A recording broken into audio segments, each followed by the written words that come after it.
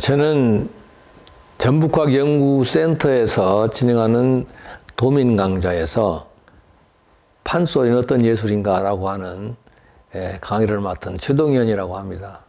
저는 군산대학교에서 29년 근무하고요.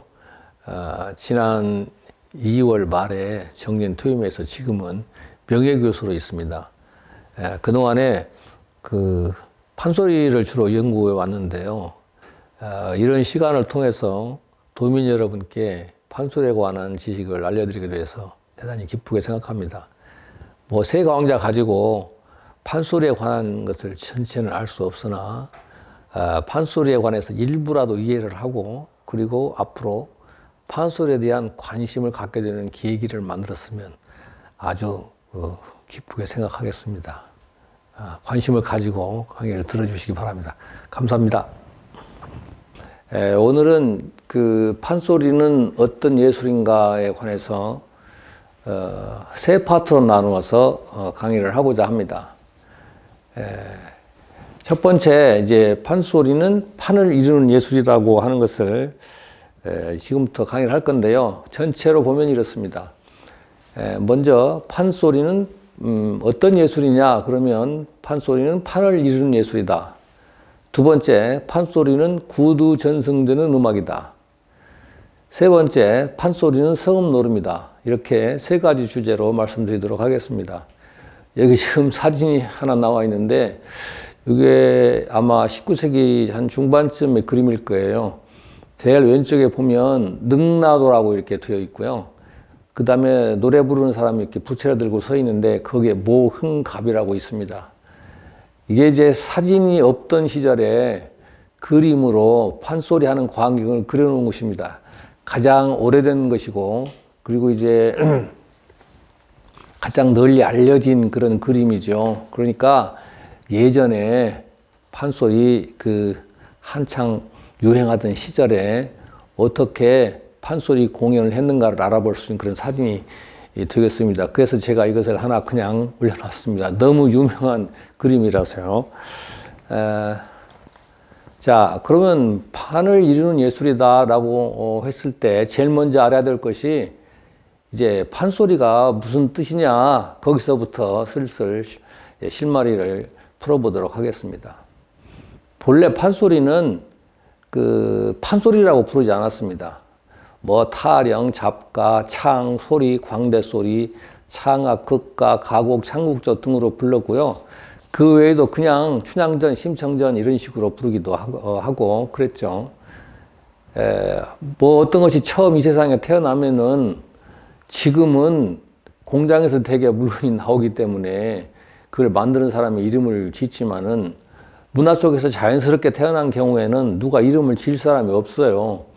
그러니까 이제 본래 있던 것과 가장 비슷한 것을 끌어다가 이제 이름을 대신해서 불렀던 거죠.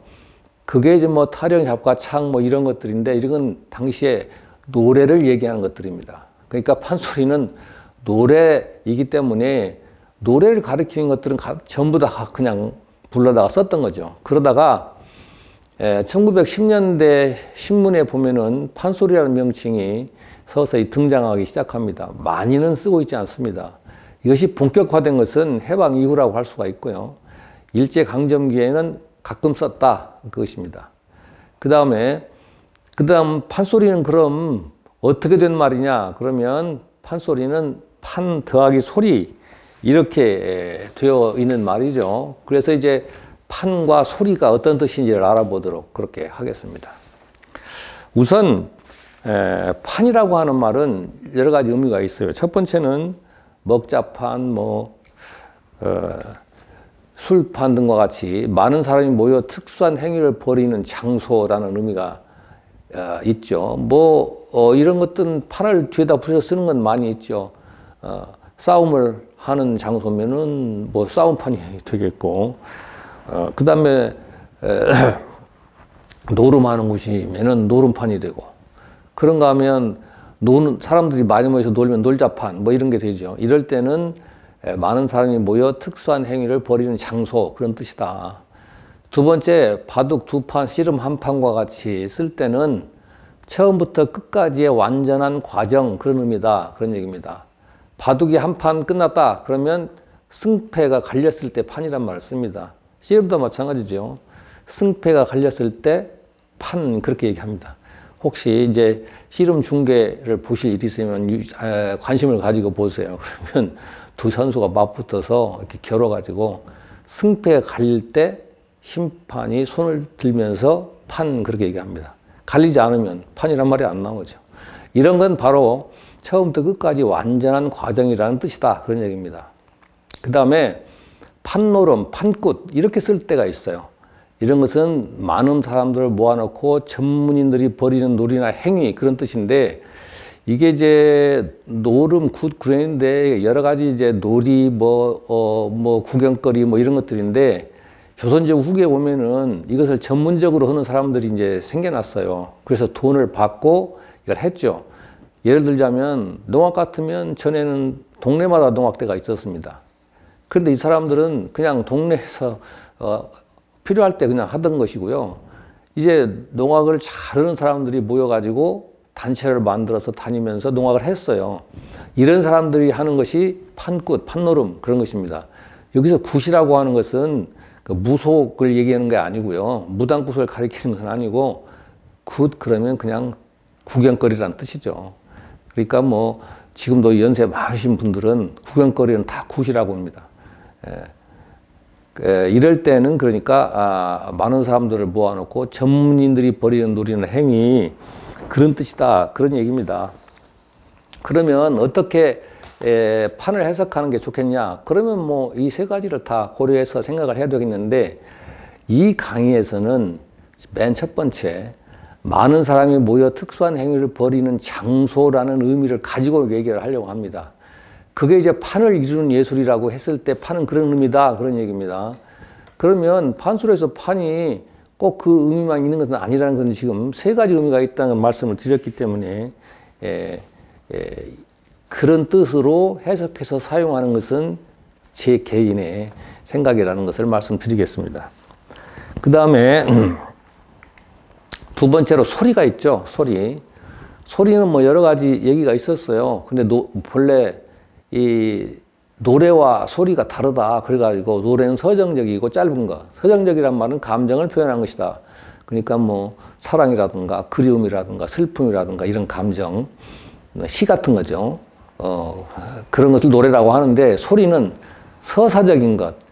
즉 서사란 말은 이야기란 말이에요. 이야기. 어떤 인물이 등장해서 어떤 사건을 쭉 벌여나가는 과정을 얘기하는 것이 이야기죠. 그 이야기를 지닌 긴 노래를 소리라고 한다. 이런 견해가 있습니다. 절대적으로 맞는 것은 아니고요. 그럴 때가 있었다. 그런 얘기입니다. 이렇게 생각하기도 한다. 그런데 앞에 소리는 앞에 남도 소리, 서도 소리, 상사 소리, 이런 말을 써요. 그런가 하면은 또 보리타작 소리, 달구질 소리, 논매는 소리, 상해 소리, 이런 식으로 쓰는 이제 경우가 있습니다. 그럴 때는 민속음악의 성악곡에 붙이는 말이다. 자, 그럼 민속음악은 뭐냐? 그냥 쉽게 얘기해서 민요, 이렇게 생각하면 되겠습니다. 이게 두 번째 강의에서 민속음악에 대해서는 자세하게 말씀을 드리도록 하겠습니다. 그러니까 판소리 할 때 소리는 요 두 번째, 이런 의미가 큰 거죠.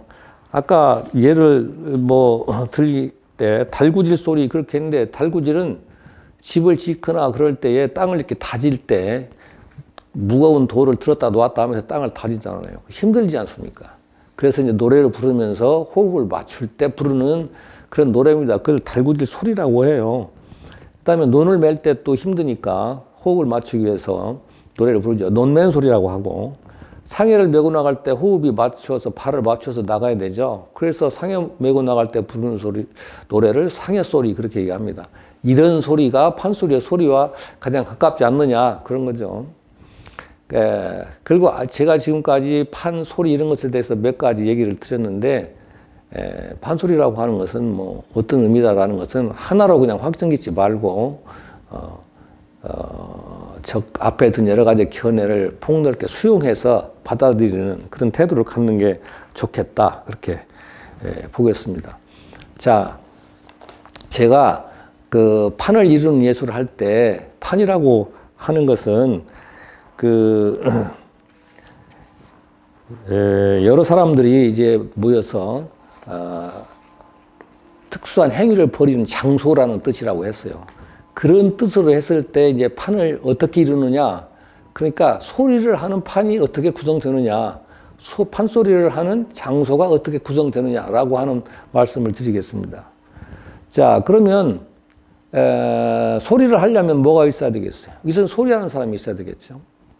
그 다음에 이제 소리를 하려면 다 아시겠지만 북 치는 사람이 있어야 돼요. 고수가 있어야 되죠.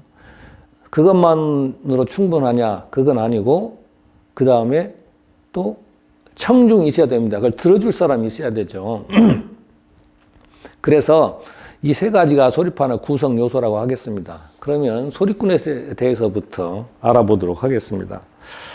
자, 그 판소리를 부르는 사람을 소리꾼, 창자 이렇게 얘기합니다. 그건 뭐 창자는 한자 말이지만 소리꾼이랑 똑같아요. 소리하는 사람 그런 뜻이니까요. 그런데 광대라고도 한다. 그럼 광대는 좀 특별하잖아요. 그래서 이것에 대해서 좀 설명을 드리도록 하겠습니다. 본래는 광대라는 말은 가면을 뜻하는 것이었다고 합니다. 언제쯤 그랬냐면 고려시대. 그때는 광대 그러면 가면이었어요. 왜 그러냐면 얼굴에다 가면을 쓰려면 얼굴보다 크고 넓어야 되잖아요. 그래서 광자, 넓을 광자, 대는 큰 대자입니다. 그렇게 썼던 거죠. 그러다가 조선시대쯤 오면은 광대는 기능집단이자 신분집단을 가리키는 말이 되었다 그랬는데, 기능집단이라고 하는 것은 뭐냐면 어떤 특별한 기능을 가진 사람들이란 뜻이에요. 그럼 무엇을 하는 사람들이냐? 그러면 연예 오락에 종사하는 사람, 연예 오락에 종사하는 사람을 광대라고 했다는 거예요. 그럼 연예 오락이 뭐겠어요? 요새 연예인들이 하는 것들이 다 연예 오락에 해당이 되죠. 그 다음에 신분 집단, 신분은 이제 특정한 신분에 속하는 사람들 그런 뜻입니다. 그러니까 광대는 연예 오락에 종사하는 특정한 신분에 속하는 사람들을 가리키는 말이다. 그러면 신분은 무엇이었느냐? 천민입니다. 엄격하게 말하면 천민은 아니죠. 양민입니다. 양민. 양민인데 왜 그러냐면 천민은 노비만 천민이라고 해요. 그렇기 때문에 천민은 아닙니다. 그렇지만 하는 일에 따라서 천민 대우를 하는 사람들이 있어요.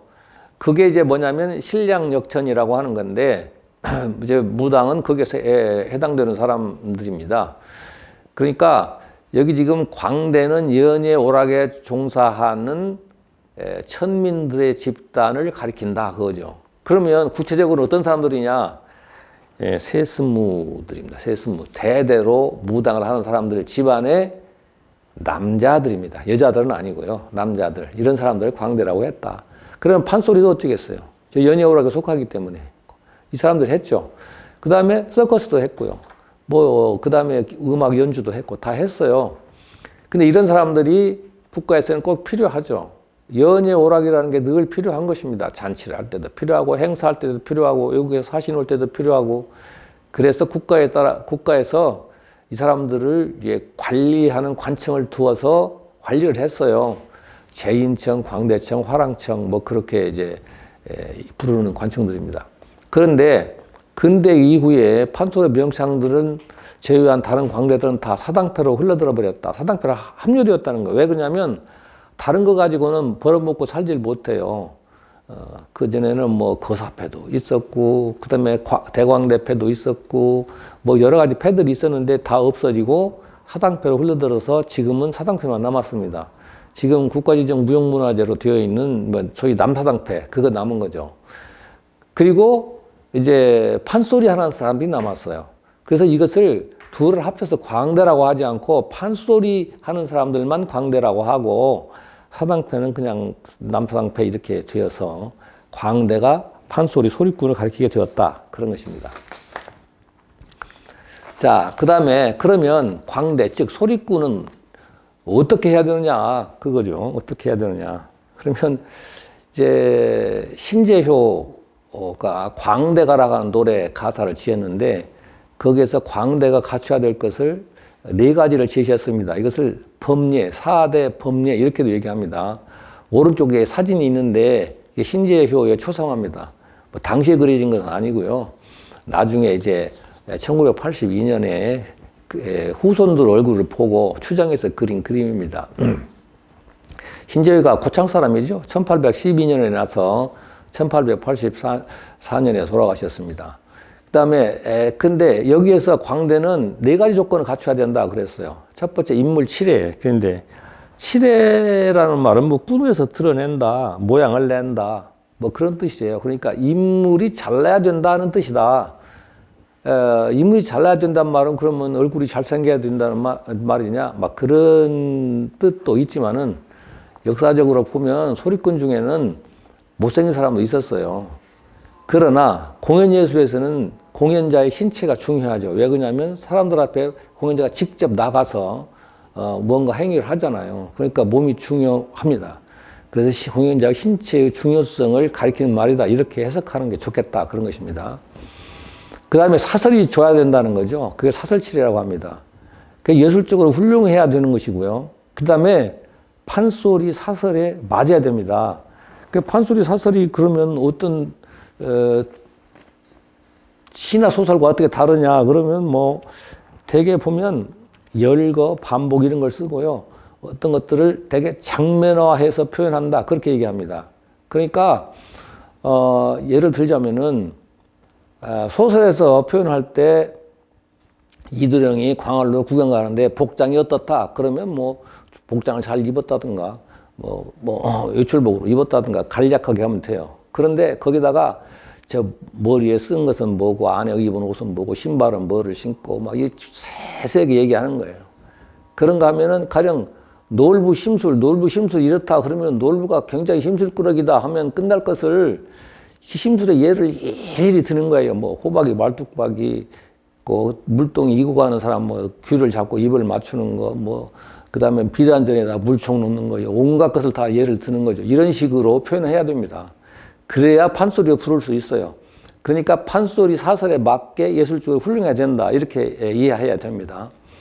근데 이제 사설이 중요하다는 것은 이런 말이 있어요. 문장 나고 명창 난다. 그러니까 글을 잘 쓰는 사람이 있어야 명창이 난다. 좋은 사설이 있어야 좋은 소리를 할 수 있다는 거죠. 그 다음에 득음이 있습니다. 득음. 이건 이제 소리를 얻었다. 그런데 판소리에서 필요한 뭐 소유상의 음색, 발성, 기교 이런 것들을 다 갖추는 것을 말합니다. 너름새는 연기나 비슷한 것인데 육체적 표현이죠. 판소리는 사람이 가만히 있지 않고 우는 흉내도 나고 때리는 흉내도 내고 뭐 그렇게 합니다. 그걸 말하는 거예요. 연기는 아닙니다.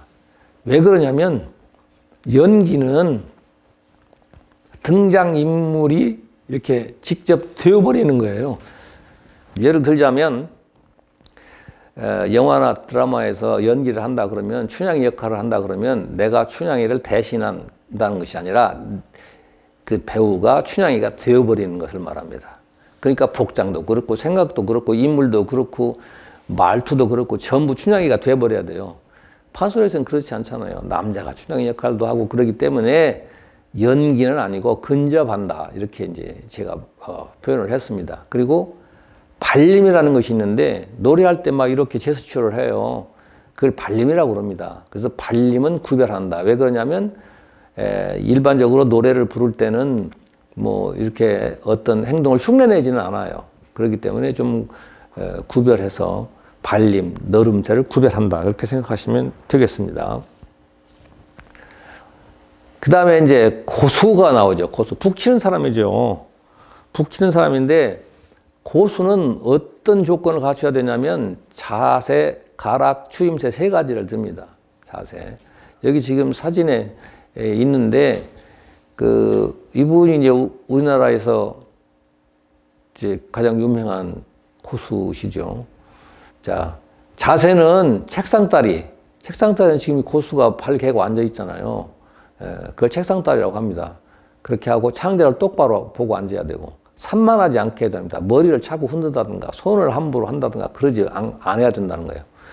가락은 이렇게 북을 치는 가락이 있는데 북을 다양하게 쳐야 된다. 그것입니다. 추임새는 이제 다 아시겠지만 소리할 때 얼씨구, 좋다, 뭐 잘한다 이런 말이잖아요. 이걸 무게 있는 음성으로 상황에 맞게 해야 된다. 그렇게 얘기합니다. 그런데 이런 말이 있어요. 소년명창은 있어도 소년명고는 없다. 그건 뭐냐면 고수가 북을 잘 치려면 많은 경험을 해야 된다. 그런 뜻입니다. 왜 그러냐면 소리꾼은 그냥 소리만 하면 되는데 판소리는 악보가 없고 북을 어떻게 치라는 표시가 없어요. 그러니까 소리하는 데 따라서 따라가야 됩니다. 그걸 잘 맞춰서 하려면 많은 경험이 있어야 하기 때문에 그렇게 얘기하는 것입니다. 그 다음에 한 가지, 소리북을 고장북이라고도 하는데요. 판소리할 때 치는 북을 사람들이 농악북하고 혼동해요. 그래서 여기 해놨습니다. 왼편에 있는 것이 판소리북이고 오른쪽에 있는 것이 농악북입니다. 분명히 다르죠. 자, 농악북은 들고 뛰어다녀야 되기 때문에 가볍고요. 끈으로 그 양쪽 가죽을 이렇게 얽어 맸고요. 그 다음에 북은 북통 위를 치기도 하기 때문에 가죽으로 덮었고 못이 쭉 돌아가면서 박혀 있지 않습니까? 자, 그 다음에 고수는 추임새를 하는데 그럼 뭐 하느냐? 고수가 하는 일은 장단치는 거하고 추임새 하는 거예요. 그럼 뭐 하냐면 흥을 돋굴 때 사람이 신나게 하는 거죠. 그 다음에 소리의 강약을 보조한다는 말은 소리를 뭐 강하고 약하게 할 때 그걸 보조한다는 것은 꼭 따라간다는 뜻이 아니에요. 약하게 할 때는 좀 더 북을 강하게 쳐서 도와주기도 하고 이런 식으로 한다는 거예요. 소리의 공간을 메꾼다.